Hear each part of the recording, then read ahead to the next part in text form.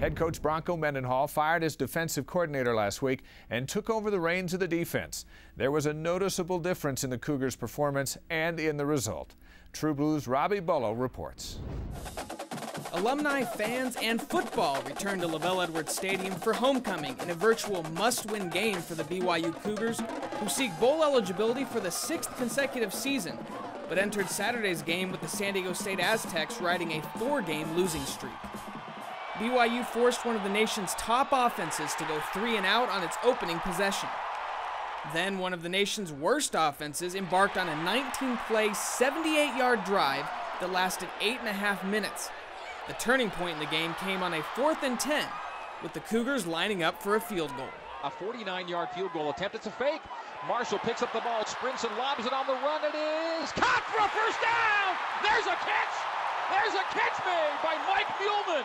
We had agreed before the game the very first time we got in a certain field position area that we were going to do it. Armed with a fresh set of downs, BYU took its first lead in 14 quarters since Air Force on a 3-yard run from J.J. DiLuigi.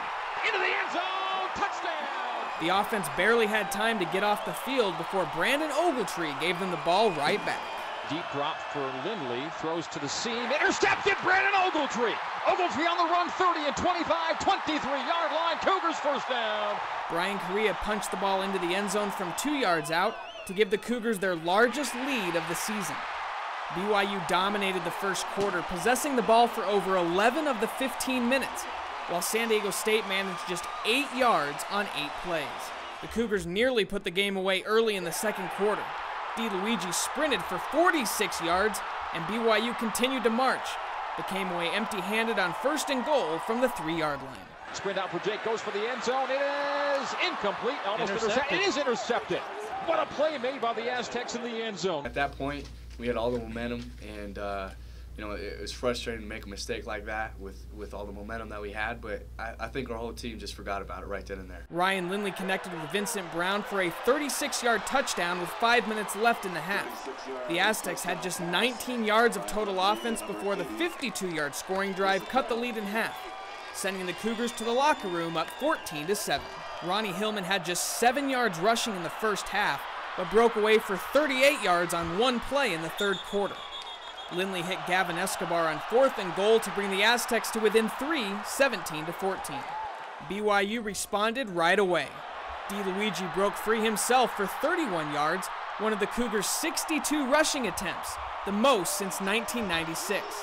DiLuigi had a career-high 134 yards, and his running mate Brian Correa also had a career-high with 85 yards, and he finished off the drive early in the 4th quarter. A turn and handoff to Correa. Correa follows blockers into the end zone. Touchdown, BYU, touchdown for Brian Correa.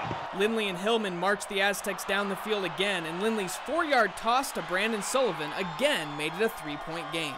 San Diego State got the ball back with 3:26 left, but the Cougar D forced another 3 and out, and the offense never surrendered the ball.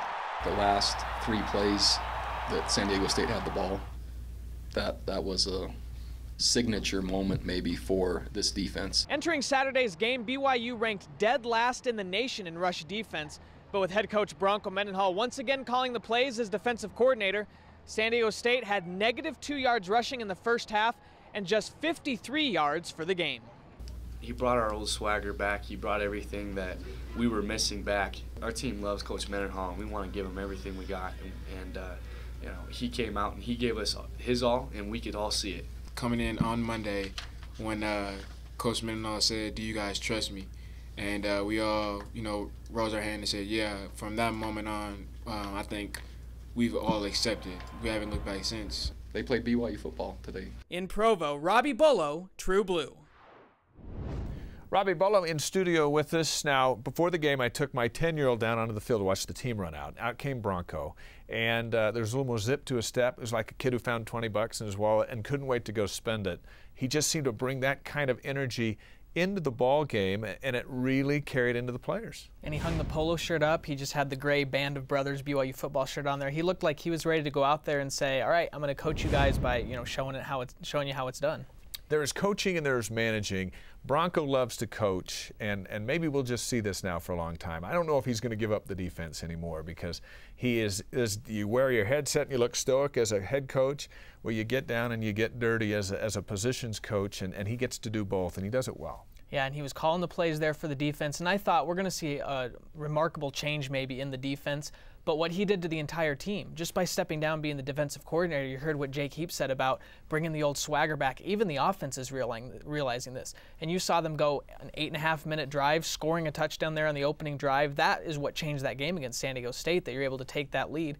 Their 3 losses before that, they averaged 4 plays and about 13 yards on their opening drive. So even the offense seemed to have that old swagger back, and apparently Jake Heaps attributed that to Coach Mendenhall. Well, the reality of that win is, 1, it keeps them on the road to a bowl game, despite what might happen at TCU on Saturday. And 2, if they go down and upset TCU, they're right back on track to win the conference championship. I mean, might seem like a far-fetched thing, but the reality is you win Saturday and you're in the driver's seat. TCU, Utah, and Air Force, the only undefeated teams left in the Mountain West. BYU is going to play those first 2, TCU and Utah.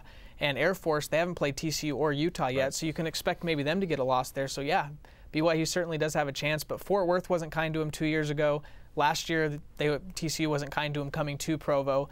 But San Diego State, everything on paper showed me that that game wasn't a winnable game. TCU looks the same way. But the heart that Bronco Mendenhall wanted to find, the soul of this team that he wanted to find, that doesn't translate to paper. So you can't look at the X's and O's and decide who's going to win this game. All right, we'll see what happens.